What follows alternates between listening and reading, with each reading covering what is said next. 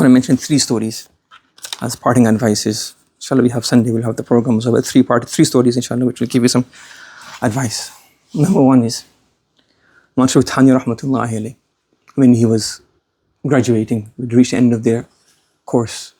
They teach him, rahmatullahi alayhi. They started making arrangements for a jalsa and a program.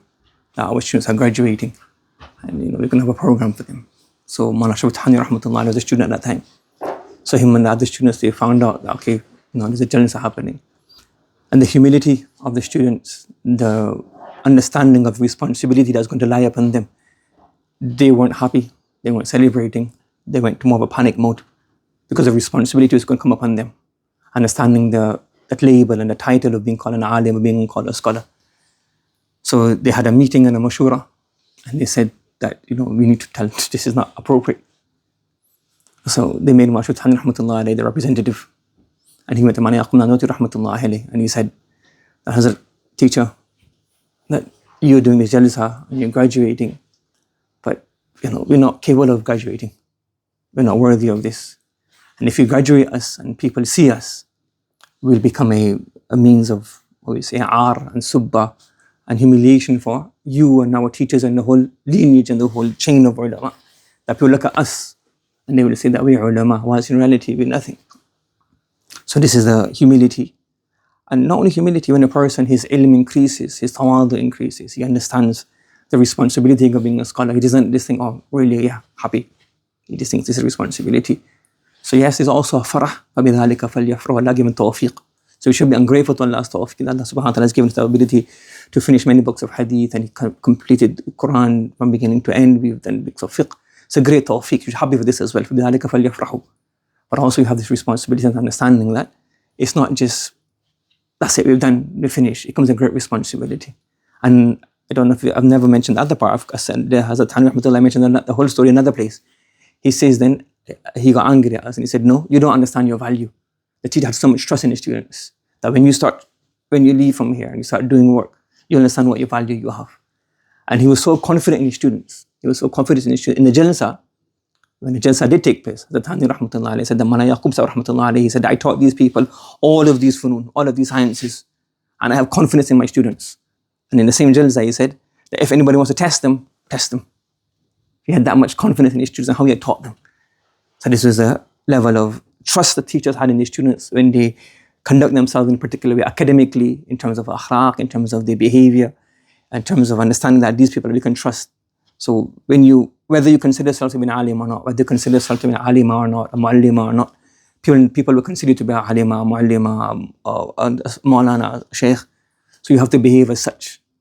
And if you think of it as when a person has a position in the government, in a role, if he does misconduct, it's a big problem. You get fired because it's a misconduct. You're in this position, you can't do this.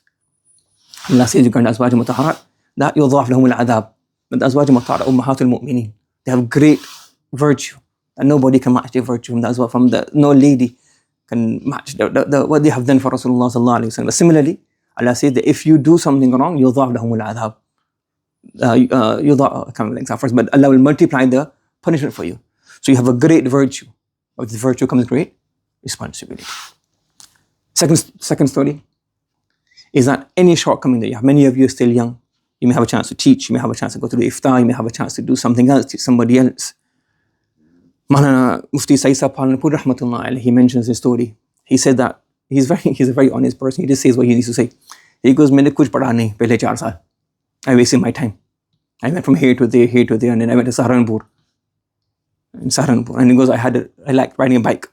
So I attend a class. And as I attend a class, if you don't attend a class, you don't get food. So I attend a class to get food. And after that, I used to just ride every single gully in Saharanpur. I used to just ride around my bike the whole day. Once he got sick, and he came back home. When he came back home, his dad said, I'm not sending him anymore. Because I had to send him to Saharanpur. Cost this much money. Because I was very, very poor. My family is very, very poor. So my dad was talking to my grandmother.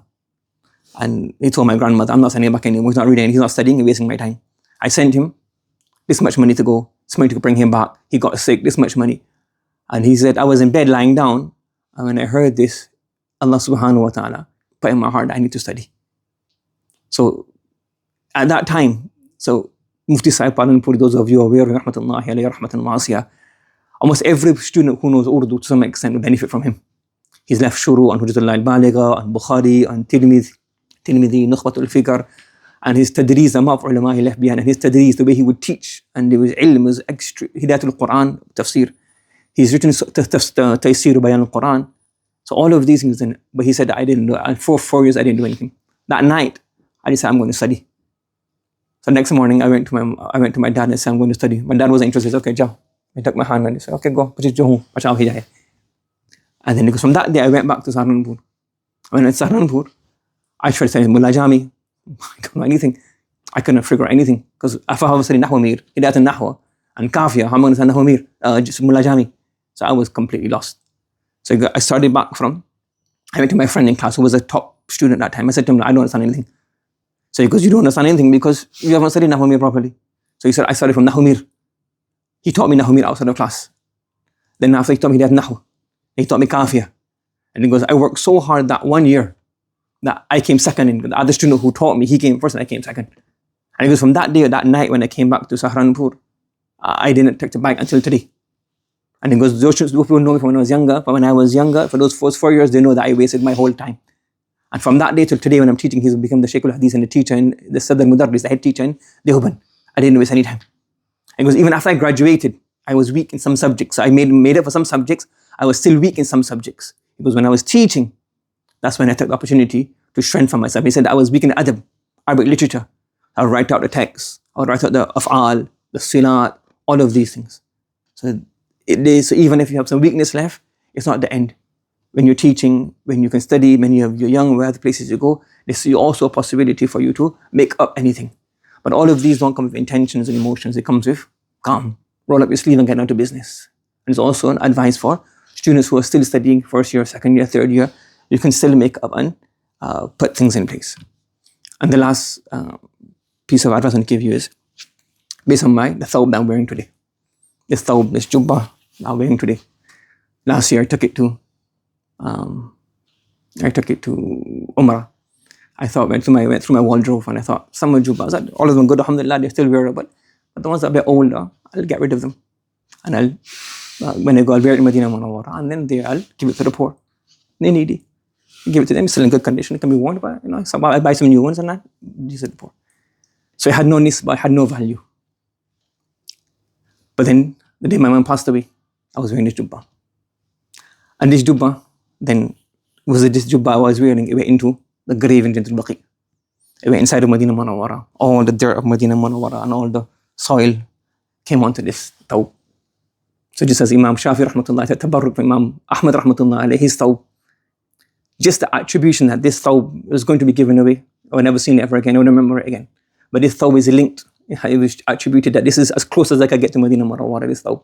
It was soiled, it became all red in the grave. So this thawb has a nisbah, has a link to Medina Munawwara.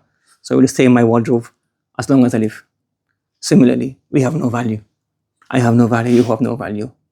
Our values and our attribution, our link to Rasulullah sallallahu alayhi wasallam. If we keep ourselves attributed to Rasulullah sallallahu alayhi wasallam, to the Quran, to the Hadith, then we have value.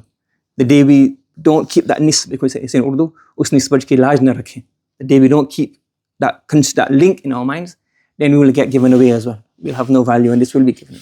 And as long as this link is there, that he is Sahib al-Quran, in the hereafter, my teacher Salim Sahib Hafidhahullah always says that in the hereafter nobody says Dr. Fulan. Doctors, if you are a doctor and you do good amal, then that will be remain. The good amal remain. The doctor title is no longer needed. No one's going to get sick.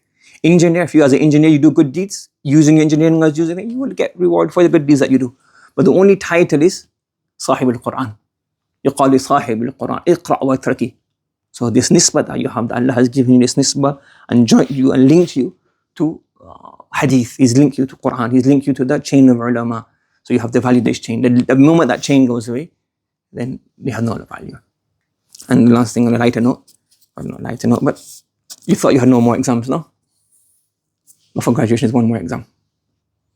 And that exam is your conduct for the next 6 months, 1 year, 2 years, 3 years, 5 years, 6 years, 10 years, 15 years, 20 years.